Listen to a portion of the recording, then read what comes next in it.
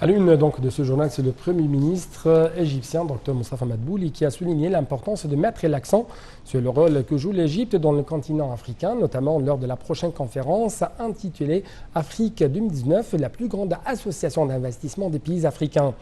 Au cours de son entretien avec la ministre de l'Investissement et de la Coopération internationale, Sahar Nasr, Madbouli a examiné les préparatifs du ministère de l'Investissement pour la conférence d'Afrique 2019 prévue les 22 et 23 novembre dans la nouvelle capitale administrative sous les auspices du président Abdel Fattah Sisi. Madbouli a également débattu des efforts déployés par le ministère afin de développer et d'accroître les zones de libre-échange et de celles d'investissement afin d'attirer davantage d'investissements, de réaliser le développement global dans tout le gouvernorat de la République et de créer des milliers d'emplois. Dans ce contexte, la Bourse du Caire a enregistré cette semaine un gain de 6,8 milliards de livres égyptiennes et ces indices ont tous bondi. Selon le rapport hebdomadaire de la Bourse du Caire, le capital du marché des entreprises cotées en bourse a atteint 759,3 milliards de livres égyptiennes cette semaine, alors qu'il était de 752,5 milliards la semaine dernière, soit une hausse de 0,9%. Les indices de la Bourse du Caire ont tous bondi lors des séances de la semaine. Le principal indice EGX 30 a progressé de 0,27% à 14 333,16 points. L'indice EGX 70 des petites et moyennes entreprises a bondi de 2,42% pour atteindre 553,08 points, alors que l'indice le plus élargi, EGX 100, a haussé de 1,57% à 1443,25 points.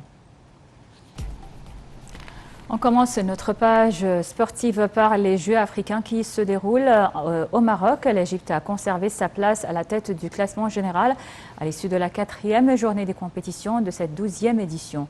L'Égypte est en tête du tableau avec 50 médailles, dont 14 d'or, 20 en argent et 16 de bronze.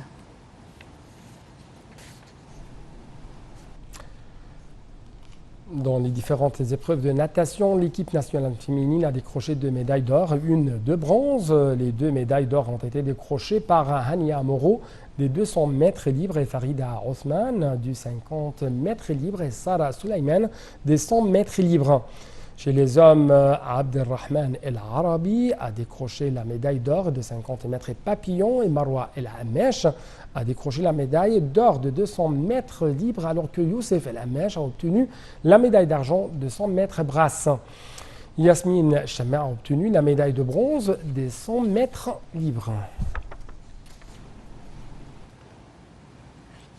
Et toujours concernant les Jeux africains au Maroc, les champions de taekwondo ont décroché 4 médailles, dont 2 en or, une en argent et une en bronze.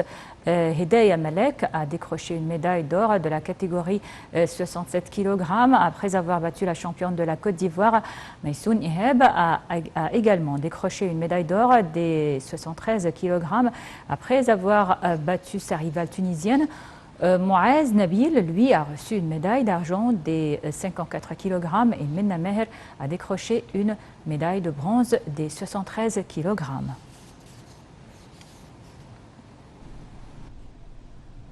En tennis de table pour ces Jeux africains, la sélection nationale égyptienne rencontre aujourd'hui le Nigérian en finale. L'Égypte s'est été qualifiée en fait après avoir battu la Tunisie en demi-finale. Les Pharaons cherchent ainsi à valider leur ticket pour les Jeux olympiques 2020. La sélection nationale féminine s'est elle aussi qualifiée pour la finale après avoir battu l'Algérie en demi. À la 29e édition du championnat du monde masculin de volleyball des moins de 19 ans qui se tient à Tunis, la sélection nationale a battu l'Argentine 3-7-1 sur le score de 25-23, 25-16, 21-25 et 25-15. L'Égypte évolue dans le groupe C aux côtés du Japon, de l'Argentine, de l'Allemagne et du Mexique. L'Égypte avait donc battu mercredi l'Allemagne, championne d'Europe, 3-2.